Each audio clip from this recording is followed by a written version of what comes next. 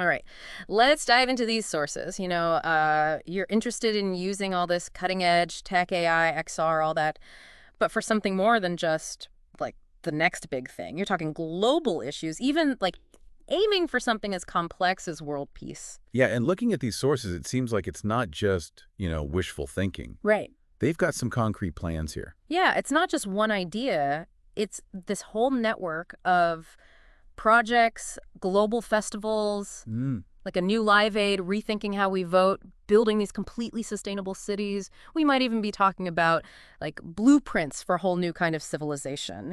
It really is impressive, not just the scope of it, but how interconnected everything is. Hmm. They're not just, presenting individual inventions or apps. They lay out how these technologies could actually create a fundamental shift in how we live, how we govern ourselves, Hmm. even how we relate to each other on a global scale. And at the center of it all, this concept keeps popping up. The aura of intelligence, described as a personalized AI, almost like, a digital twin. But it's got capabilities that go way beyond anything we think of now when we hear personal assistant. I think that digital twin thing is interesting because it kind of hints at how deep this goes, right? Yeah. I mean, we're not just talking about an AI that'll remind you about your dentist appointment or play your favorite music. Right. This aura of intelligence, it seems like it's something that understands you deeply, predicting your needs, even tapping into your emotional state, Wow. using biofeedback, advanced sentiment analysis. It's like edging into digital consciousness territory, where AI starts to not just know what you're doing, but why. That's huge. Just imagine what that could mean, not just for like personal growth, but how we approach these global challenges. And speaking of which, there's this plan for an event, Live Aid 2025. Yeah. They're positioning it as this massive global event, like the original Live Aid, but like on a whole other level, incorporating concerts, virtual reality experiences, really using technology to connect people worldwide. And crucially, it's not just about raising awareness. They actually have plans to launch initiatives during Live Aid 2025 that directly engage with the audience. Oh, interesting. Like they talk about holding a global vote on a major policy decision using something they're calling gamified democracy. It's not just watching a concert, it's about actively participating in shaping the future. Gamified democracy. Okay, now we're talking. What exactly do they mean by that? Are we imagining like voting on policies while we're navigating virtual worlds or something? Essentially, yes. They want to integrate elements of game design points, rewards, even friendly competition to motivate people to engage with complex issues and make their voices heard. Imagine, during Live Aid 2025, viewers are presented with different policy options regarding climate change. Instead of passively listening to speeches, they're engaging with data visualizations, interactive simulations, even debates in VR, all while earning points for participation. So instead of scrolling past a really disheartening news article, you have this like engaging, dare I say, entertaining way to learn about an issue and actually do something about it. Exactly. They want to tap into that human desire for participation, for a little bit of fun even, and use that to tackle issues that might otherwise feel completely overwhelming or, inaccessible. Right. Of course, how well it would actually work, whether it would lead to people making well-informed decisions on a global scale, well, that needs more thought, more experimentation probably. For sure. A lot to unpack there. Now, switching gears a bit, because we also have this incredibly ambitious project for North Stradbroke Island in these sources. This one really stood out to me. They're talking about building this sustainable, technologically advanced community. Okay. But here's the thing. They're going to use local resources, Sand, specifically as the main building block. And this is where it gets really interesting because they're not just, you know, making sandcastles here. Right. The sources actually get into the nitty-gritty of the technologies. They talk about using the sand to make high-purity silicon for solar panels, Wow. extracting minerals like titanium for construction materials. They even mention developing algae farms and having robots integrated into everyday life. And all of this is powered by these locally sourced, sustainable resources. So they're using what's already abundant and available to build this futuristic community. I mean, it sounds amazing from an environmental standpoint, but I can't help but wonder, what about the impact all this would have on the local ecosystem? Mining, robotics, even on a small scale, those things can have unintended consequences. You're right to raise that concern. To their credit, the source does acknowledge that responsible resource management is going to be absolutely essential. They specifically talk about collaborating closely with the indigenous communities of North Stradbroke Island. And it's not just about minimizing environmental impact, but about incorporating their knowledge, their practices into the project right from the beginning. That's a really good sign. And it seems like this emphasis on collaboration is like a key theme throughout all these sources. They mention all sorts of potential partners, indigenous communities, tech experts, artists. And wait a minute, is that the Point Lookout Fishing Club I see listed there? It is. And that just goes to show how much they're emphasizing inclusivity and getting diverse perspectives involved. They're not just relying on Silicon Valley or, academics. They're reaching out to artists, spiritual leaders, even local fishing clubs, because they recognize that everyone has a stake in the future. Everyone has valuable insights to bring to the table. I have to admit, the idea of a future where, like, AI developers and shamans are brainstorming with the Point Lookout Fishing Club, I kind of love it. But let's be real, a project this ambitious, this many moving parts, there are going to be some serious challenges. Oh, absolutely. Yeah. And in fact, the sources themselves lay out a good chunk of potential roadblocks. Yeah. And they're not shying away from how complex it could be. Yeah. We're talking about technological hurdles, like things that haven't even been invented yet, right? Right. Resistance to change. Right. That's a big one, right? Huge. People can be pretty set in their ways. For sure. And what about, like, a lot of this stuff, especially this aura of intelligence, it relies on all this data, all this energy. Right. What happens if there's some major disruption, like a solar flare or, a cyber attack? Is this whole system vulnerable to just, like, collapsing? It's a great question. And it's interesting because the sources address that, but with this, like, surprising optimism. They don't see those vulnerabilities as impossible to overcome. It's more like challenges, Okay. challenges that we can address through innovation. This is key, a change in thinking. Right. This phrase pops up again and again, joyful, responsible abundance. And that seems to be more than just about tech solutions. It's like a mindset, Mm. a way to approach those challenges that focuses on resilience, on adapting, believing we can create a better future. Joyful, responsible abundance. It's a mouthful, for sure, Yeah. but it is intriguing.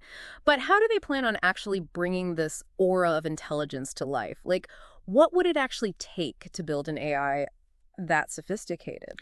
Well, they seem to be basing it on personal data, and a lot of it. Okay. We're not just talking about your browsing history or your social media. Mm. This is biofeedback, emotional analysis from things like, your voice, your facial expressions. This AI wouldn't just know what you're doing. It would understand your emotional responses, maybe even your subconscious. Yeah, so we're talking about an AI that could potentially know us better than we know ourselves. And I mean, that's incredible, but also a little unnerving, right? Like, how do they address the potential for misuse of that data? I mean, that's a lot of trust. They know that trust is key.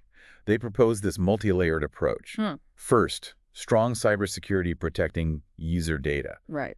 But they go beyond that, talking about ethical frameworks, transparency, like using explainable AI, meaning the AI's decisions would be clear, understandable, not some black box situation where even the developers don't know why it's doing what it's doing. Right, which is crucial with all the concerns about AI bias.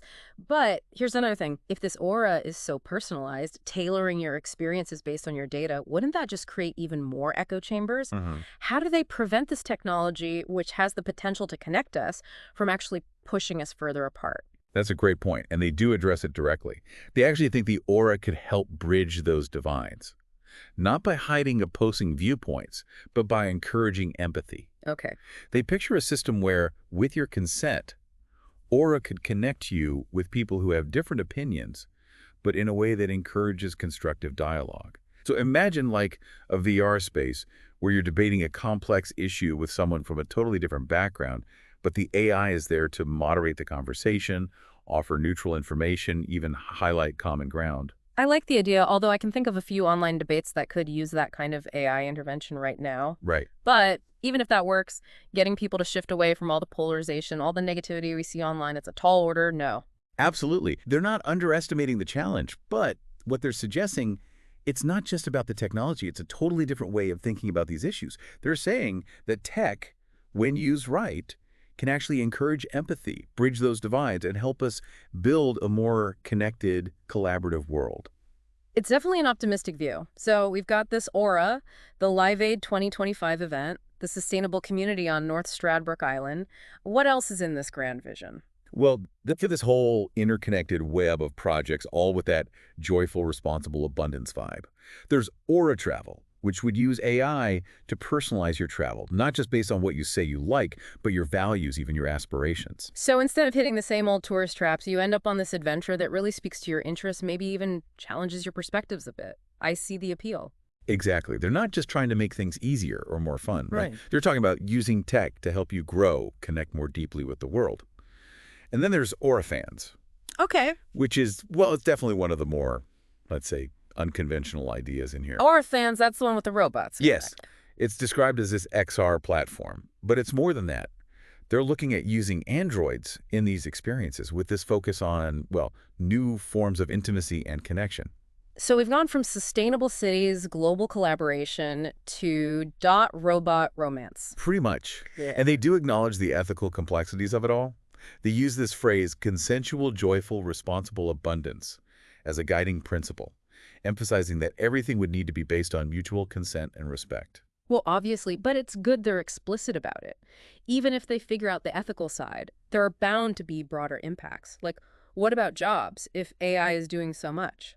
That's definitely a concern they're anticipating. Their solution, a universal basic income, funded by a cryptocurrency called the JAJRA token. Okay. Everyone would get this base income, and then you could earn more tokens by doing things that benefit the community, contributing to those sustainable technologies, voting on that gamified democracy platform. So they're imagining this future where technology doesn't replace jobs necessarily, but it creates new ways to work, new ways to participate, and those are rewarded within this new economic system. Right, they're not talking about small changes here. This is a total shift in how we live, work, interact with the world. It's ambitious, for sure. But even with the best intentions and amazing technology, there are always consequences you don't expect. How do they plan to handle all the potential pitfalls, all the challenges of something this massive? Well, they definitely don't downplay the challenges. I'll give them that. In fact, they've got this whole section where they go through potential obstacles and what they could do about them. Okay. Like the risk of just not being able to pull it off, technologically speaking. Right. I mean, something as complex as this aura, it needs some serious breakthroughs. Yeah. Biofeedback analysis, sentiment analysis, even just figuring out ethical AI development, those are big hurdles. Huge. And even if they nail all the tech, there's still the human factor. Oh, yeah. Like you were saying earlier, resistance to change. You can't just spring this on people. Not everyone's going to be cool with AI reading their emotions or robots in their relationships. How do they plan on getting people on board with such a radical shift? It's all about user adoption. They know that. Yeah. They seem to be going for this, like, multi-pronged approach. Okay. First, transparency. Yeah. Education. They're talking open source development, letting the public see what they're doing, provide input. Okay. They also mentioned creating simulations, VR experiences, so people can try out these technologies, these new ways of living, before they fully commit. Interesting. So giving people control, letting them see the potential benefits for themselves, and I guess addressing any concerns openly, not just dictating from on high how things are going to be. Right, and that's where Live Aid 2025 comes back in. It's more than just a concert, a fundraiser. They want it to be this global stage to show off these technologies, to really demonstrate what they can do in a way that gets people excited. Imagine millions of people around the world experiencing a live VR demo of the Aura, Wow. or taking part in a gamified democracy simulation where they can actually see how their voice could make a difference. It's smart. Build excitement, get people on board instead of just like dropping all this new tech on them and hoping for the best. Exactly. That said, they're not oblivious to the potential downsides. There could be resistance, even backlash. Right. They talk about data privacy concerns, AI bias, even the possibility of this tech being used for, odd things. Yeah. Their solution is this mix of safeguards built into the tech itself, Yeah. ethical frameworks, and just constantly talking to the public, getting their input. Sounds like they're walking a tightrope, pushing the limits of what's possible, while taking people's very real concerns about AI seriously. Yeah, it's a balancing act for sure. And it all comes back to that joyful, responsible abundance idea. That's not just a slogan. It's like the core of everything they're aiming for. It's not about a world with more technology. It's about a world where tech is used to make our lives better, Yeah. make us more connected, more creative, more compassionate. It's an inspiring vision, definitely. But let's say they pull it off, they build the Aura, they have this huge Live Aid event, they make these incredible cities, even figure out the whole robot romance thing. What does the world actually look like at the end of all this? That's the big question, isn't it? Yeah. I mean, they paint a picture of a world where we're not afraid of technology, where it's not something we distrust. Yeah. It's something we use to grow as individuals and as a society. Okay. They're talking about a future without scarcity, where we don't have to do boring jobs anymore because automation's taking care of it, Mm. where AI helps us make better, kinder decisions. It's almost utopian. It is. But let's be real, anytime you're talking about the future, there's a lot of uncertainty. For sure. There's no guarantee they'll achieve all of this or that it'll turn out exactly how they think it will. But I think the point is, it's good to imagine these things, to strive for something better, you know? So it's not about predicting the future. It's about creating it. Exactly. And who's to say the biggest changes won't come from the tech itself, but from the conversations we have along the way, the connections we make, the challenges we overcome working together. Well said. So, as we wrap up this deep dive, I'm left with one question for you to think about. Could these ambitious plans, this whole joyful, responsible abundance vision, could it actually be what leads to a more fair, a more sustainable future? Or are there risks we need to confront head on? As always, we encourage you to check out the sources for yourselves, think critically about these ideas, and come to your own conclusions. Because, like they say, the future isn't something that happens to us, it's something we make.